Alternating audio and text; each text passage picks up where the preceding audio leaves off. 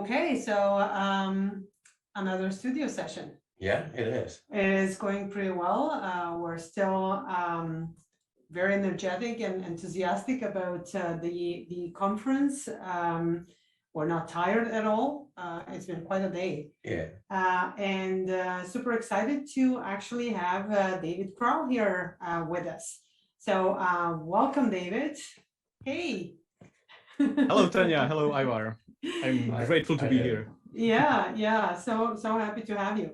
And David will talk about JSON processing and binding. He is also one of the Oracle guys. So we will be happy to hear about what is the purpose of JSONP or JSONB and what problem does it solve. Right. All right. So I will start sharing my presentation here. Oh, thank you. Okay. So let me select it. Do you see it? Yes. All right. Great stuff. All right. So, well, my name is David Kroll, and I work in Oracle on project Helidon, but I'm also the member of different Jakarta EE specifications such as Jersey, JSONP, JSONB, or the reference implementation of the JSONB JSON. Yeah, that's about me, I guess. And let's take a look into the JSON processing and JSON binding. What is it good for? Well, some of you might know JXP or JXB libraries. They are basically the libraries for handling the XML files. And JSONP and JSONB is exactly for the same purpose, but in terms of the JSON. So JSONP itself is, well, JSON processing. It provides us the way to process the JSON itself and or generate it. So you can parse it or generate it. But it's not very flexible in terms of making any instances of concrete classes which you would like to use. So for that purpose, there is a JSON binding which allows you to basically process your created instance into the JSON and vice versa. So you can have a JSON and you will say that you want to handle it as, for example, I don't know, car class, and the JSON binding, or better to say, its implementation will handle it for you, and an instance of the car would be provided to you, so you can use it in your code as you are used to do with any other instance. So that's basically the purpose of it, how it is, what for it is used, and that answers your question. And now we can take a look into what are actual changes in the new releases of the JSONP and JSONB. And we will start with the JSON processing here. Most of the changes are quality of life improvements, like minor changes which were implemented based upon the user feedback and stuff like that. But there is one huge change, and that's actually that we have split the API and the implementation.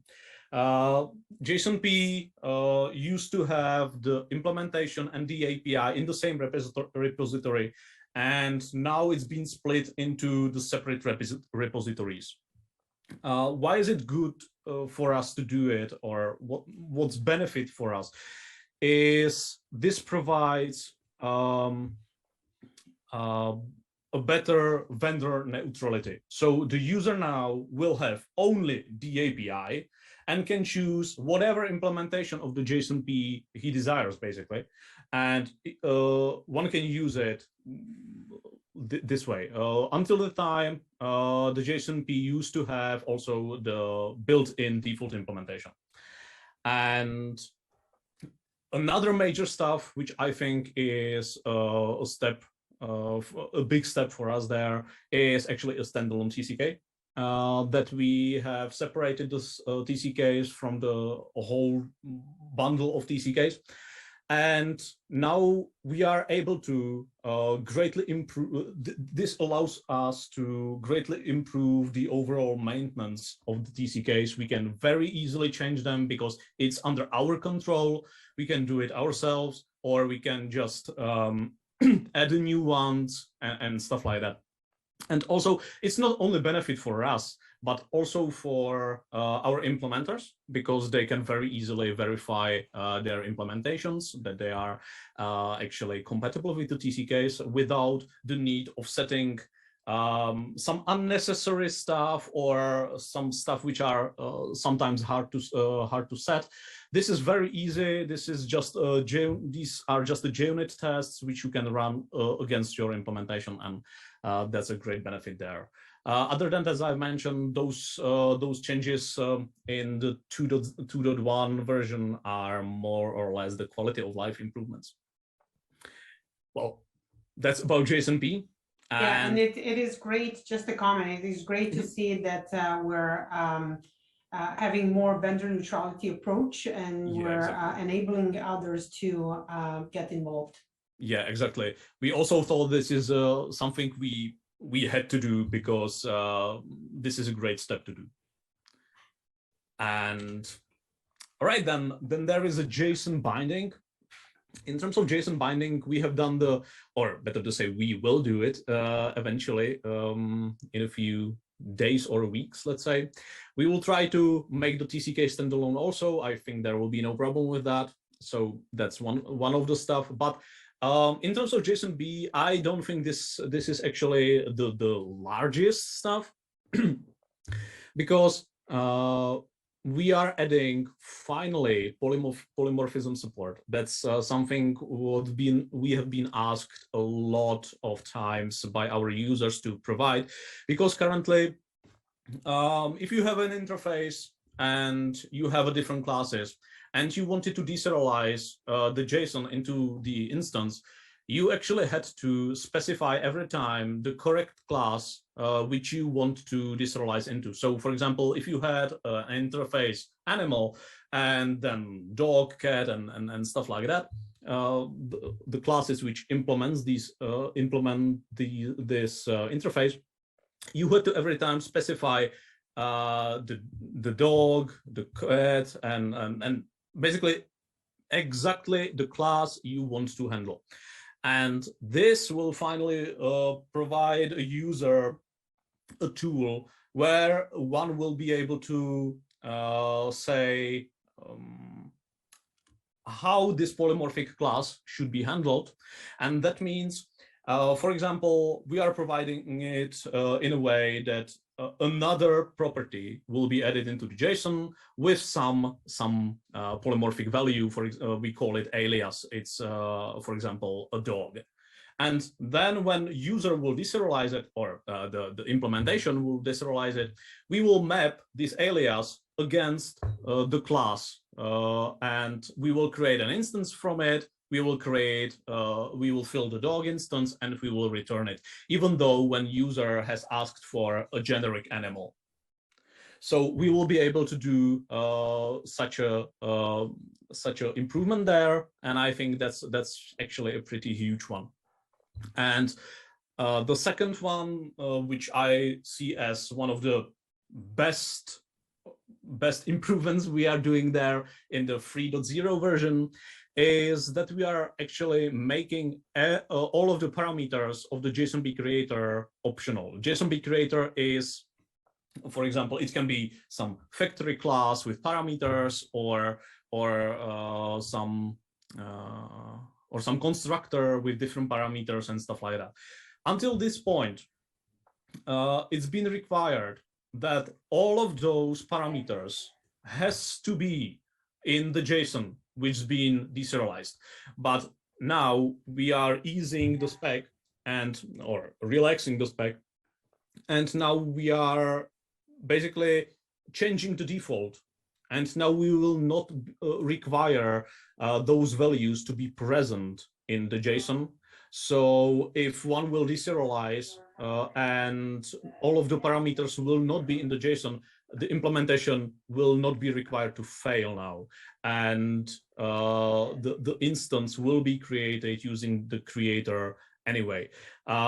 We have solved it the way that if it's a regular object, the value will be null. If it's a primitive type, well, the default value provided to the missing parameters will be based upon which value is present in the primitive Java types when there was not assigned into those. And so for example, for integer it will be 0 and stuff like that. And also in terms of optionals, I know it looks weird, but if anyone uses optionals in their parameters,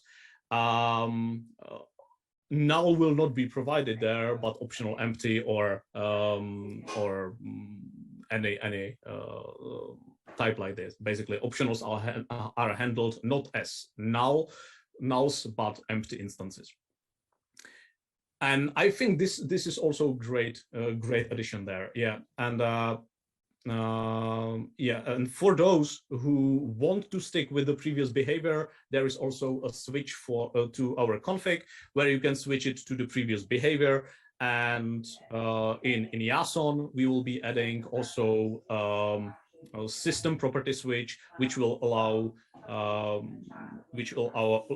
already existing applications to still stick with the previous behavior if they are in some way need this behavior to be the same. So they will be able to do that.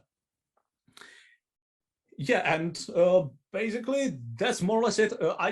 I might just mention one related thing here, that in terms of JSON, we have been working for quite some time on completely reworking some parts of the framework, the serialization and deserialization parts.